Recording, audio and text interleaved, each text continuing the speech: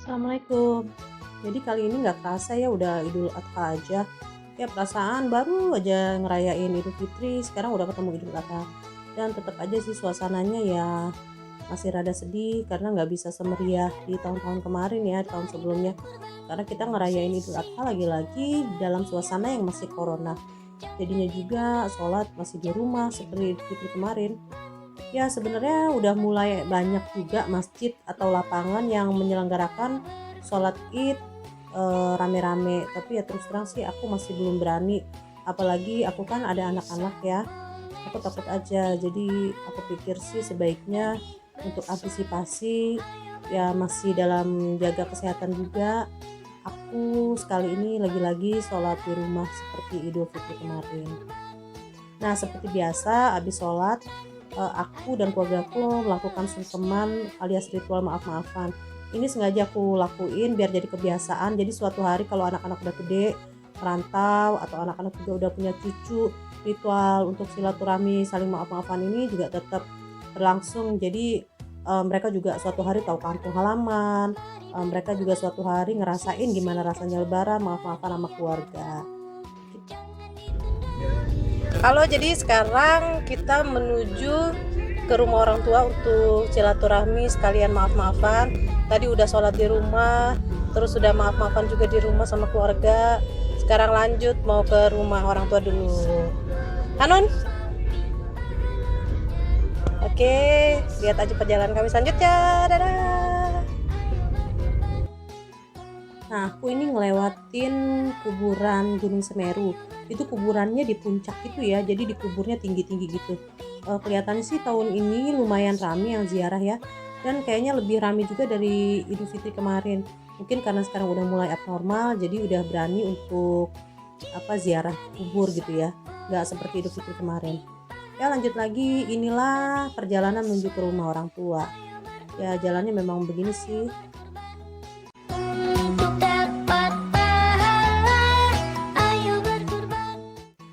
Akhirnya sampai juga di rumah orang tuaku. Itu rumahnya tuh yang gede sebelah kanan. Nah udah sebentar lagi kita udah sampai. Nah tapi aku bohong sih, bukan itu rumahnya. Masih lanjut lagi.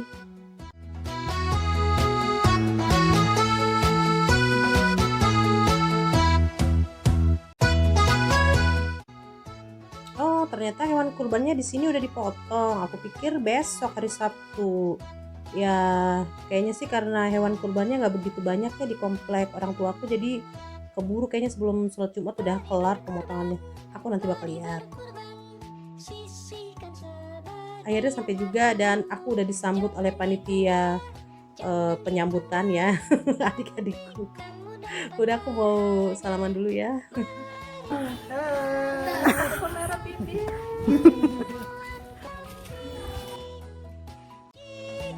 Bisa boleh sapi pahalanya lebih besar.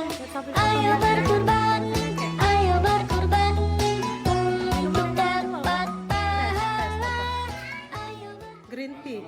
Ayo berkurban, nanti akan ada balasnya.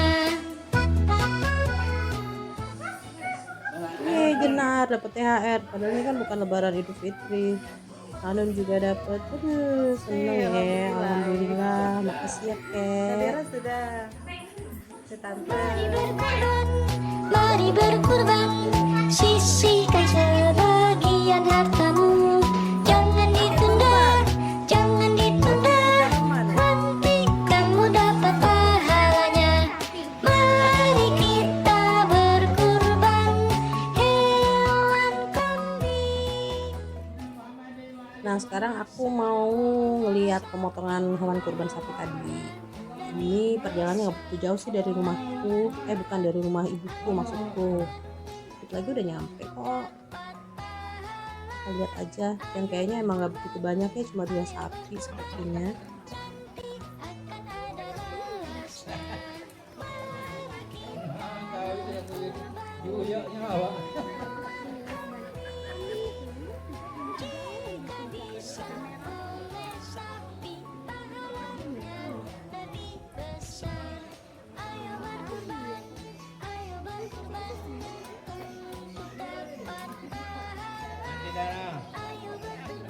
itu rai tumuko itu no.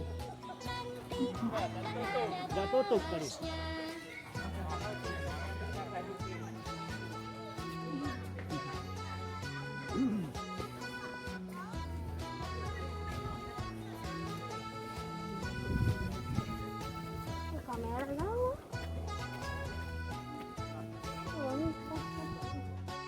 Oh iya, aku mau sedikit bercerita ya, kenapa sebaiknya umat Islam melakukan kurban di setiap Lebaran Haji. Jadi ceritanya tuh ya, Nabi Ibrahim dulu dikasih mimpi atau wahyu dari Allah untuk menyembelih anaknya Nabi Ismail.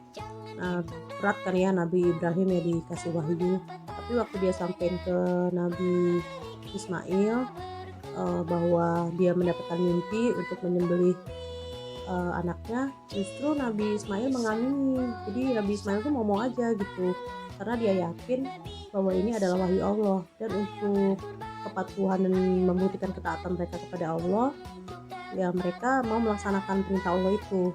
Jadi tepat di tanggal 10 Zulhijjah, Nabi Ibrahim sama Nabi Ismail pergi ke tanah lapang untuk menjalankan perintah Allah tersebut.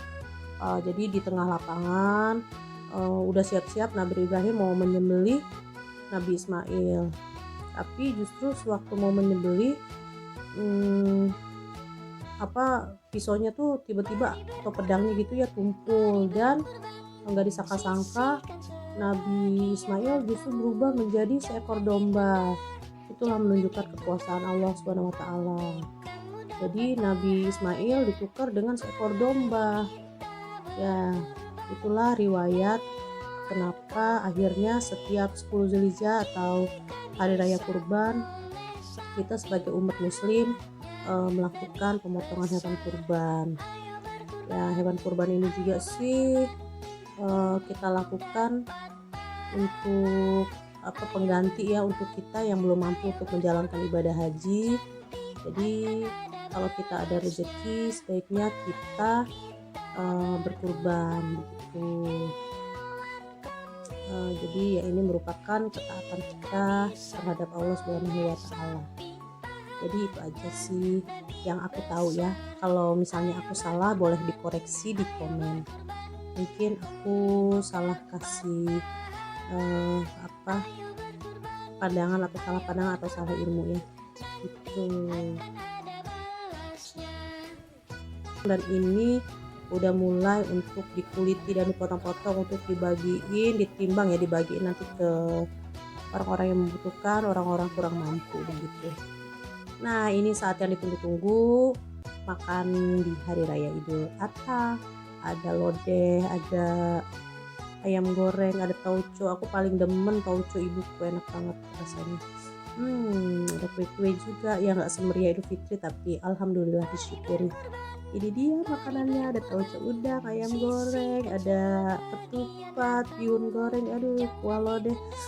Udah gak tahan lagi, udah ngeces, udah gak sabar lagi mau makan. Dan habis ini aku mau ke rumah saudaraku. Halo, jadi aku sekarang udah di rumah saudara, lebih tepatnya di rumah adiknya ibuku. Jadi di sini banyak makanan ya, rame juga, banyak anak-anak kumpul bocah gitu. Kita langsung lihat aja keseruan di sini. Lagi-lagi ada ketupat, ada sayur buncis, ada kuah kuah ayam, ada rendang, ada es campur, ada kue-kuean, ada pempek, udah pasti gendut. Aduh, ini ada saudara-saudara ibuku, om-om aku. Ini sebenarnya nggak begitu rame karena kebanyakan di luar kota juga dan nggak pulang. Halo guys, kasih salam dulu. Kasih salam dulu. Hai. Arun, boleh diperkenalkan dirinya? Ini. Halo.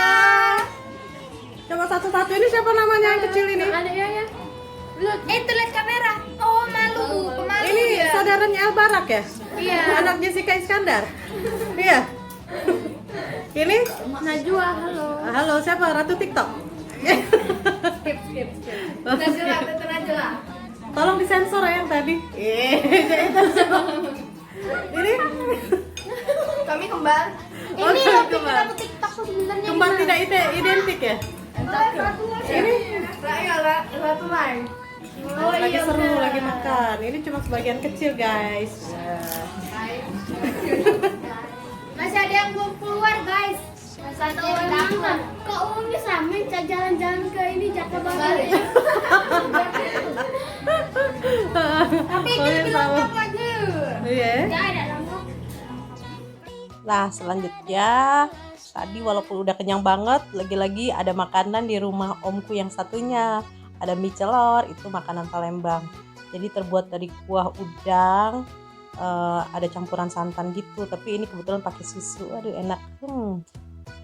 Dan beginilah sampai malam udah di rumah yang lain lagi. Wah rame banget, anak-anak kecil. Ada yang ngobrol, ada yang bercanda, ada yang TikTok. TikTok lagi. Aduh, sampai bosen ngelihatnya. Ada yang lari-larian kayaknya nanti ya. Ada anak-anak lari, main, kejar-kejaran. Ya begitu deh suasananya. Jadi ya beginilah biasanya aku dan keluargaku ngabisin waktu di hari raya Idul Adha.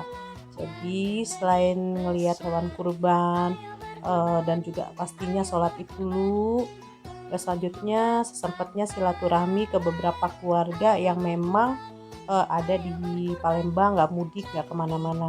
Tapi memang nggak perlu makanan khusus sih, nggak perlu ada ketupat, nggak perlu ada yang macam-macam kayak Lebaran Idul Fitri, itu udah cukup. Yang penting bisa kumpul, bisa ngobrol-ngobrol, bisa bercanda, bisa main-main, ya udah senang aja sih, udah ya lumayan lah ya.